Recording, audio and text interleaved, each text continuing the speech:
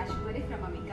ఇప్పుడు నేను ఏం చేశాను కదండి, మనకి మంచి ప్యూర్ కడి జార్జెట్స్ చూస్తారా సారీ ఎంత బాగుందో. ఈ జాల్ వర్క్ అనేది చాలా బాగా ఇచ్చారు కదా, ఇంకా వీవింగ్ ప్యాటర్న్. మీకు అందరికీ తెలుసు కదా కడి జార్జెట్స్